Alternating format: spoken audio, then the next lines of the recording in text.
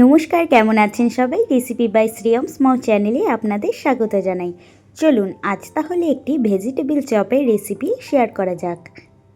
প্রথমেই দেখালাম সমস্ত সবজিটা আমি কিন্তু গ্রেট করে নিয়েছি। হ্যাঁ, অবশ্যই গ্রেট করেই নেবে, ছোট বড় টুকরো করার দরকার নেই, একদম মিহি গ্রেট করে নেবে। তো তার মধ্যে রয়েছিল বিট, গাজর আর ফুলকপি। তবে এর মধ্যে আরও একটি সবজি দেব, সেটা হচ্ছে কড়াইশুঁটি। আর এই ভেজিটেবিল চপটি কিন্তু নিরামিষভাবেই বানাচ্ছি। যাই হোক, কড়াইয়ে প্রথমে পরিমাণ মতো সর্ষের তেল দিয়ে বাদামগুলোকে ভেজে নিয়েছি।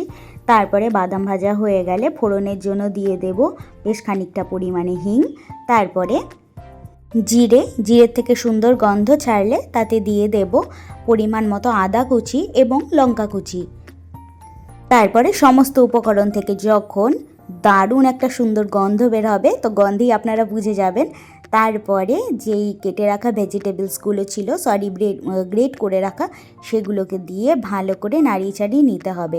হ্যাঁ, আর মশলার মধ্যে দিয়ে দেব হলুদ, সামান্য নুন, আর এই যে ফুলকপিটি রয়েছে না, সেটা কিন্তু সবার লাস্টেই দেবেন। এই কারণেই লাস্টে দেবেন, তাহলে না গলে যাওয়ার চান্স থাকে না, মুখে পড়লে বেশ ভালো লাগবে। আর কড়াইশুঁটিটাও সেরকমই শেষে দেবেন। আর এর মধ্যে দিতে হবে সুন্দর গন্ধের জন্য ভাজা মশলা, আর সবশেষে যেই বাদামগুলি আমি ভেজে রেখেছিলাম সেটিকে দিয়ে সমস্ত উপকরণকে আরও 5 মিনিটের মতো ভালো করে মিশিয়ে নেব। তারপরে আগের থেকে সেদ্ধ করে গ্রেট করে রাখা আলু দিয়ে ভালো করে মিশিয়ে নিতে হবে। তাহলে না এই যে ভেজিটেবল চপগুলো হবে তার একটা সুন্দর বাইন্ডিং তৈরি করবে ওই ম্যাশ করা আলুটাই। তবে বেশি আলু দিতে যাবেন না, ভেজিটেবল খাওয়াটাই কিন্তু আমাদের মেন উদ্দেশ্য, তাই তো? যাই হোক, ভালো মতো ফ্রাই করা হয়ে গেছে। এবার একটি পাত্রের মধ্যে ঢেলে নিয়ে হালকা ঠান্ডা করে নেব। তারপরে কিন্তু আমি এগুলোকে চপের শেপে গড়ে নেব। তো মোটামুটি ঠান্ডা হয়ে গেছে হাতের মধ্যে। এবার লম্বা লম্বা করে প্রথমে গোল করে, তারপরে দু হাতের সাহায্যে এরম লম্বা করে নেব। অনেকটা ল্যাংচার মতো হবে দেখতে। কি দেখা যাচ্ছে না, পুরো ভরে ভরে সবজি রয়েছে, তাই তো? আর মটরশুঁটিগুলো না একদম পুরো চকচক করছে। আর এখানে একটি ময়দার ঘোল আমি বানিয়ে রেখেছি, নিয়ে নেব বিস্কিটের গুঁড়ো। তারপরে ভেজিটেবল চপটিকে ময়দার ঘোলের মধ্যে কোট করে নিয়ে তারপরে কিন্তু বিস্কিটের গুঁড়োয় দিয়ে দিতে হবে, বা আপনারা প্রথমে বিস্কিটের গুঁড়োর মধ্যে কোট করে ময়দার মধ্যে দিয়ে আবার পুনরায় বিস্কিটের গুঁড়োর মধ্যে কোট করে নিতে পারেন। সেটা করলেও হবে, সেটা সম্পূর্ণ আপনাদের ব্যাপার। এবার আপনারা ডাবল কোট করবেন না সিঙ্গেল কোট করবেন সেটাও কিন্তু আপনাদের ওপরেই ছেড়ে দিলাম। তবে আমি কিন্তু এখানে ডাবল কোট করেছি। আমার ডাবল কোটই না খেতে ভালো লাগে, সেই কারণে আমি সেটা করেছি। তো সেটা সম্পূর্ণ আপনাদের পার্সোনাল ব্যাপার, আপনারা কি করবেন। দেখুন, কাছ থেকে একবার দেখিয়ে দিচ্ছি, হয়েছে না পুরো দোকানের মতো ভেজিটেবল চপ?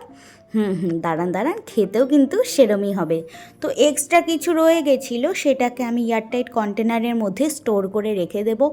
মোটামুটি এটা কিন্তু আপনারা 1 মাসের মতো রেখে খেতে পারবেন বলে দিচ্ছি। তবে ডিপ ফ্রিজার করে আর সুন্দর একটি পাত্রে এরকম টাইপের এয়ারটাইট কন্টেনারেই রাখতে হবে কিন্তু। তবে এর থেকে ইজি রেসিপি কিন্তু হতে পারে না। শুনতেই অনেক কঠিন মনে হতে পারে, বাবা ভেজিটেবল চপ অনেক সবজির ব্যাপার, কিন্তু একবার বানাবেন, এর থেকে ইজি রেসিপি কিন্তু হয় না। শীতের বিকাল একদম জমে যাবে। তবে বানিয়েছিলাম কিন্তু অনেক দিন আগেই, শীত থাকতে থাকতে ভিডিওটি ছাড়া হয়নি সময়ের অভাবে। তো আজ ছেড়ে দিলাম। এই যে আমি এটা দুপুরে প্রিপারেশন করে রেখেছিলাম, এবার রাতের বেলা তো ভাজাভাজির কাজ আমি সাধারণত শাশুড়ি মাকে দিয়েই করাই। তো উনি ভেজে দিচ্ছেন, ওনার ভাজাটা না একটা আলাদাই হয়, আমারটা কেমন যেন একটু পুড়ে পুড়ে যায়। যাই হোক, ভাজা হয়ে গেছে। তো টিস্যুর মধ্যে নিয়ে নিচে এক্সট্রা যেই তেলটি থাকবে সেটা সোপ করে নেবে।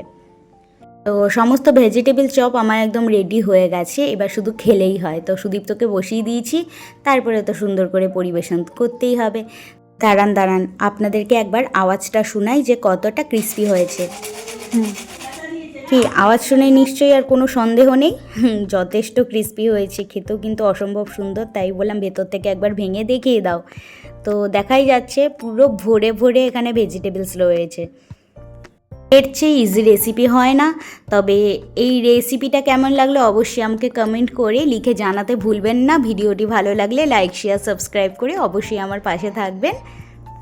আর আশা করি সুদীপ্তর মুখ দেখে আপনারা বুঝতেই পেরেছেন কতটা ইয়াম্মি হয়েছিল খেতে।